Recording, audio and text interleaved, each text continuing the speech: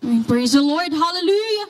Ang pinakamataas na antas ng pagpuri, pagluluwalhati, pagdidakila, pagsamba ay para po lamang sa ating pinakamamahal na Panginoon Jesus po lamang. Dobleng paggalang, respeto at patuloy na pag-aalaala sa mga gininto ang aral at turo po na atin pong beloved, dearly beloved Honorable Pastor Will D. Almeda at beloved Honorable Assistant Pastor Lina C. Albeda. Greetings to all beloved Almeda family, sa lahat ng beloved preachers, workers, at beloved brethren.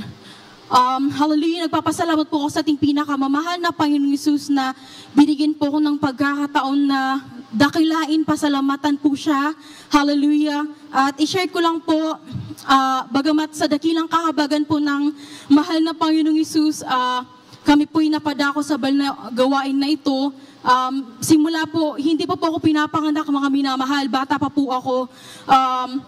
Ngunit nariyan po, dumating po yung pagsubok na dumating pa sa punto na nawalay po kami sa paglilingkod sa atin pong pinakamamahal na Panginoon Jesus. Nariyan po na gumulo po yung aming buhay, tunay na wala pong araw na hindi po magulong aming bahay. Lagi pong nag-aaway yung aking pong beloved parents. Yung aking pong alarm early in the morning, yung away po ng aking mga mahal na magulang.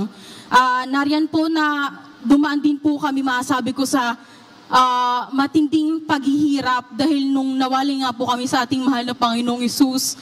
Nariyan po na maalala ko po ang sabi po sa akin ng aking beloved Papa.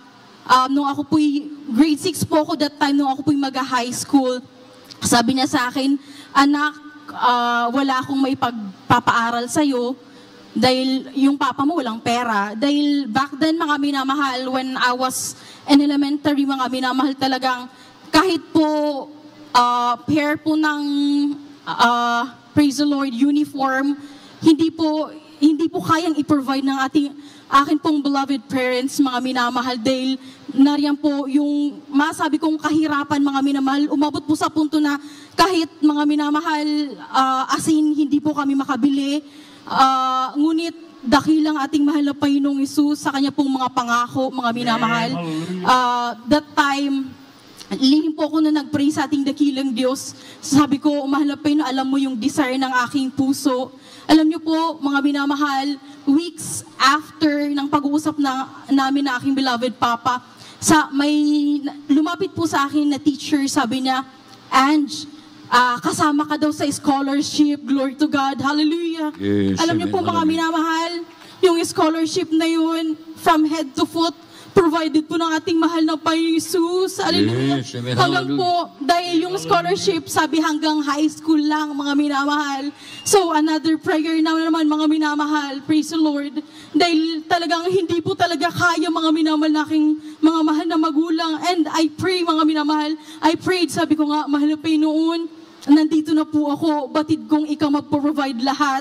Alam niyo po, nagbago po yung isip ng aking sponsor. Sabi niya, hanggang makatapos ka ng kolehiyo, ipoprovide ko yung pangailangan mo. Hallelujah, praise the Lord.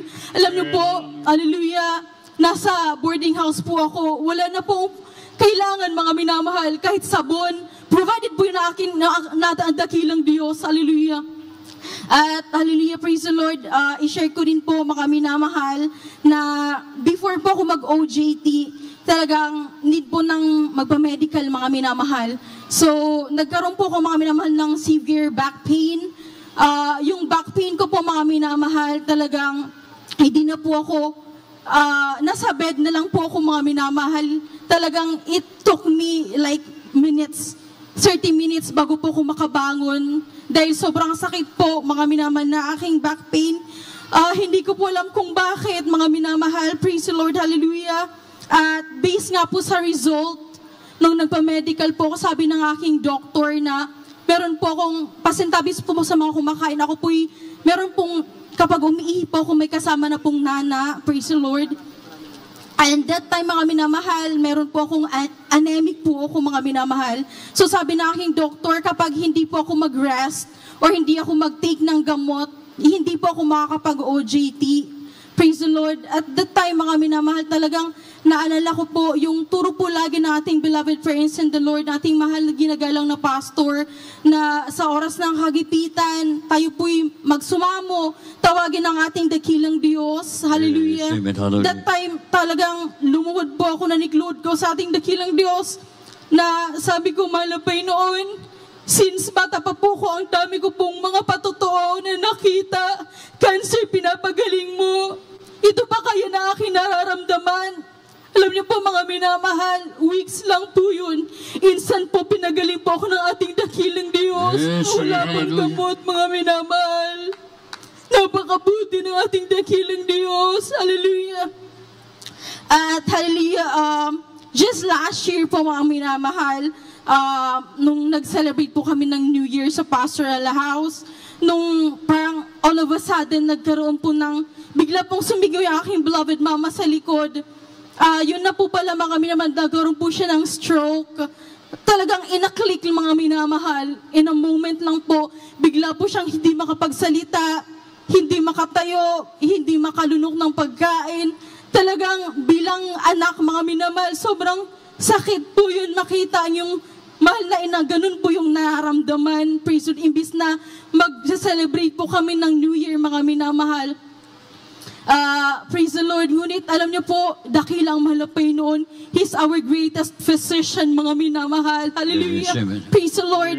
Dahil maalala ko po mga minamahal, yung akin pong, sa kanilang pong story mga minamahal, sa kanilang family, talaga yung kanya pong tito na hindi po mananampalataya, meron pong stroke 3 years ago, mga minamahal. Ngunit hanggang po ngayon, wala pong kagalingan. Ngunit ang aking beloved mama, alam niyo po yung stroke niya, 3 days pa lang, pinagaling lubusan ng ating dakilang Diyos. Amen. Hallelujah. Na wala pong gamot, mga minamahal. Hallelujah. Praise the Lord. Alam mo po, every time na sinishare na aking beloved mama sa amin pong neighbor, sabi nila, hindi po nila alam na ganun yung naranas ng aking mama. Ngunit dakilang mahal na Panginoon tuwing nagpapagaling, mga minamahal. Hallelujah. Hallelujah. At i-share ko din po mga minamahal na sa banal na gawain na ito, talagang dito po ako pinagkulubuan ng ating dakilang Diyos ng makakasama po sa buhay. Praise the Lord. Ngunit, hallelujah, nung after we got married, mga minamahal, siguro weeks or months, mga minamahal, talagang nariyan po yung bigla yung aking mahal na asawa, biglang hindi na po makahinga. Talagang bilang asawa ba mga minamahal, nagpanik talaga ako. At dumating po sa punto na nagpapaalam na siya, sabi niya kung mawala man ako, bumalik ka sa inyo. Talagang, alam niyo po, parang dinudurog yung aking puso. Praise the Lord, hallelujah. Naroon nagpapaalam na siya mga minamahal dahil sa dakilang kahabagan po ng ating dakilang Diyos, siya po'y pinagaling po sa kanya pong kidney failure stage 2 ng ating dakilang Diyos na wala pong medicine, mga minamahal. Ngunit that time talagang nagsumamo po kami sa ating dakilang Diyos na magkaroon po ng sobra pa sa 100% na pananampalataya. Hallelujah. Alam niyo po mga minamahal, minutes lang talagang tunay na kagalingan pinagkaloob po ng ating dakilang Diyos. Hallelujah, Yes, praise the amen, Lord. hallelujah. Kaya ipinagpapasalamat ko po ng ating dakilang Diyos na hanggang din po sa mga oras na ito, patuloy niyo po kong ginagamit sa kanyang banal na ubasan. Bagamat hindi po karapat dapat, mga minamahal, praise sa mga pagpapala na aming nakakamtan. Kaya ang lahat po ng kapurihan, kaluwalhatian, karangalan ay para po lamang sa ating pinakamahal na Jesus. Praise the Lord. Praise God.